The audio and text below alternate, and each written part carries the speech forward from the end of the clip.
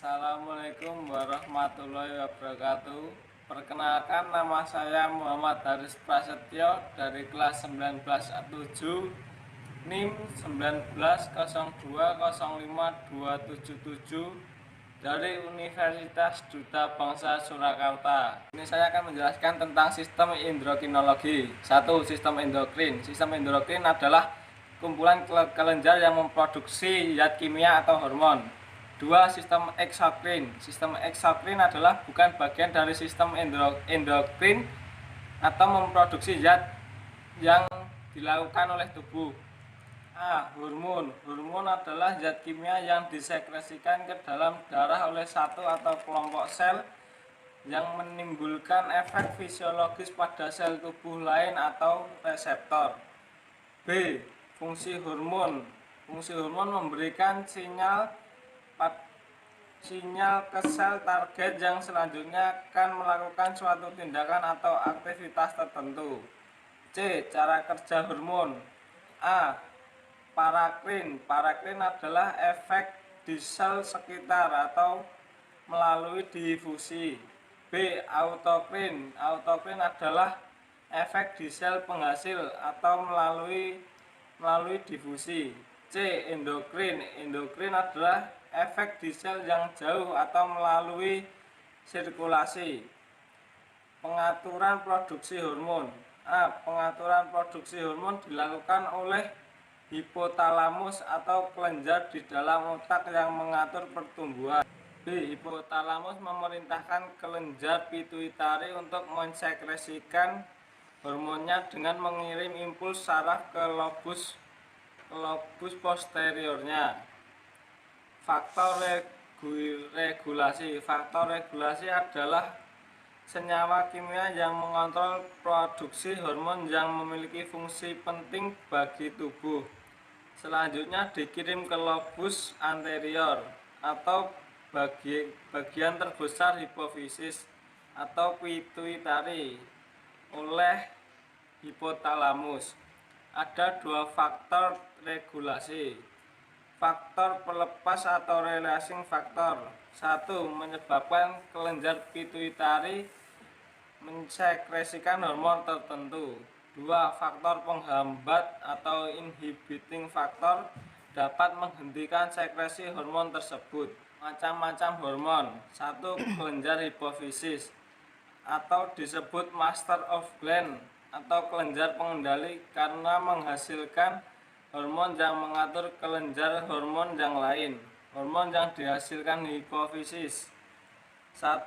Gonadotropin atau FSH atau LH yang mengatur kelenjar gonode atau kelamin. 2.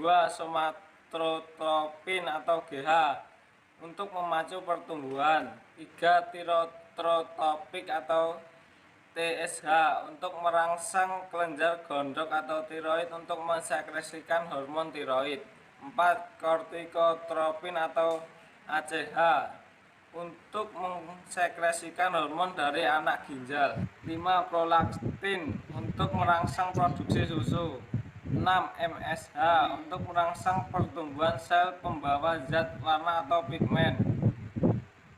7. Antidiuretik atau APH untuk meningkatkan penyerapan kembali ke ginjal.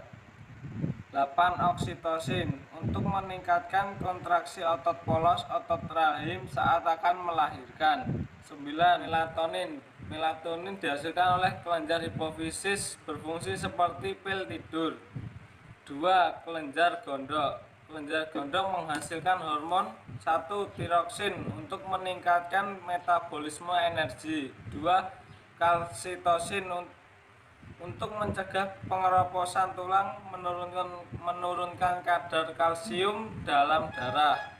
3. Kelenjar tiroid dihasilkan oleh kelenjar di leher. Kekurangan hormon seperti kelembapan otak, kerdil, dan penyakit jantung.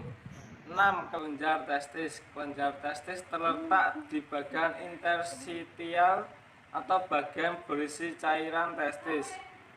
Dibentuk oleh sel-sel Leydig dan menghasilkan hormon, yaitu hormon relaksin dan hormon testosteron. 7. Kelenjar ovarium. Kelenjar ovarium menghasilkan dua macam hormon. 1. Hormon estrogen atau hormon-hormon folikuler yang dihasilkan oleh folikel the graft atau folikel matang. 2. Hormon progesteron atau korpus luteum atau jaringan kuning di dalam ovarium. Sifat-sifat hormon. 1. Hormon setempat hanya berpengaruh pada organ setempat, misal A. Sekretin atau dinding duodenum atau pankreas. B. Kolekistikinin atau usus halus atau kandung empedu dan pankreas. 2. Hormon umum. A. Diangkut dalam darah menuju ke seluruh tubuh dan menimbulkan berbagai reaksi. B. Sebagian besar disekresi oleh kelenjar endokrin sampai darah sampai ke seluruh tubuh. C. Sebagian kecil hanya mempengaruhi jaringan target atau reseptor. Bagian hormon. A. Struktur biokimia, yaitu steroid, amin, dan protein. B. Kelarutan. Larutan adalah larut air atau peptid, protein, dan katekolamin, dan larut lemak atau steroid dan tiroid. Patofisiologi endokrin. Gangguan pada kelenjar endokrin. 1. Gangguan kelenjar hipofisis. Di bagi atas 1. Adenohipofisis atau anterior pituitary, yaitu FSH, LH, dan ACTH. 2. Neurohipofisis atau posterior jantung, yaitu oksitosin, ADH, GH, prolaktin, TSH. Gangguan pada kelenjar hipofisis. 1. Gigantisme. 2. Akromegali. 3. Hipotuitarisme. 2. Gangguan kelenjar tiroid. Kelenjar tiroid terletak tepat di bawah kedua sisi laring sebelah anterior trakea, yaitu posisi yang tepat untuk pemasangan dasi kupu-kupu.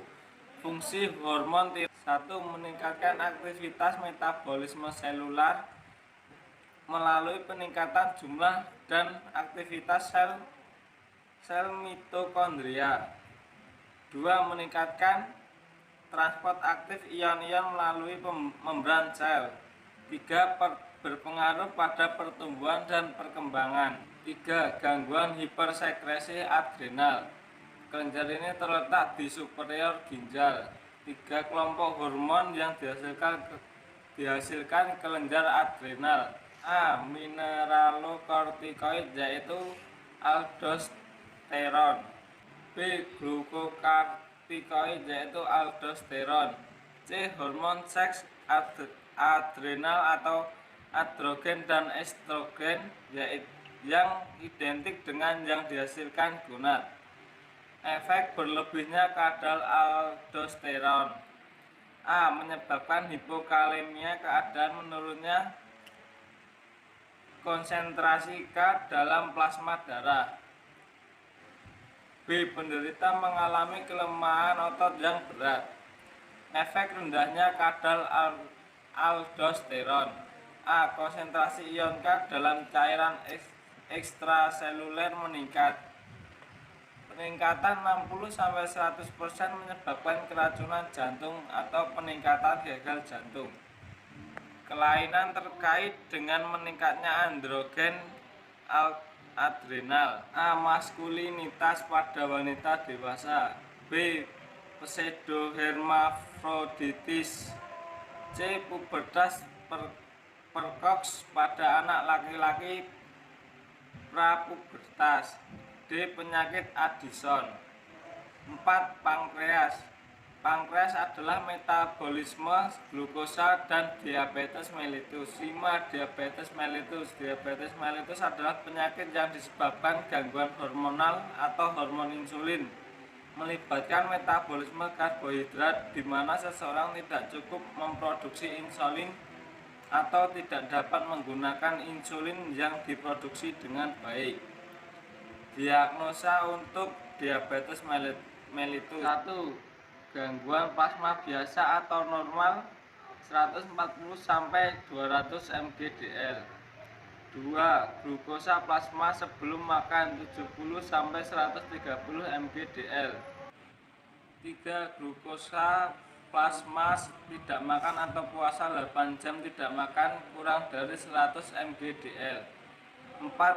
Glukosa plasma dari sampel yang diambil 2 jam sesudah makan kurang dari 180 mgdl. Gejala penyakit diabetes: A. Mudah terkena infeksi. B. Luka sulit sembuh. C. Sering kesemutan terutama di kaki.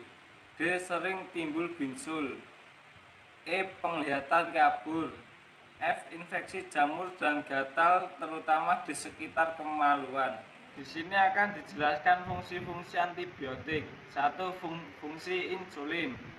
A. Menaikkan pengambilan glukosa ke dalam sel-sel sebagian besar jaringan. B. Menaikkan penguraian glukosa secara oksidatif. C. Menaikkan pembentukan glikogen dalam hati dan juga dalam otot. D.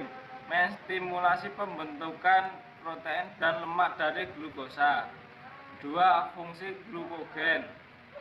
A. Glukogen memiliki peran utama mempertahankan konsentrasi normal glukosa dalam darah. B. Efek utama: menstimulir peningkatan konsentrasi glukosa dalam darah. C. Glukagon menstimulir pemecahan glikogen yang tersimpan di hati. Sekian dari saya. Apabila ada salah kata, saya mohon maaf. Wassalamualaikum warahmatullahi wabarakatuh.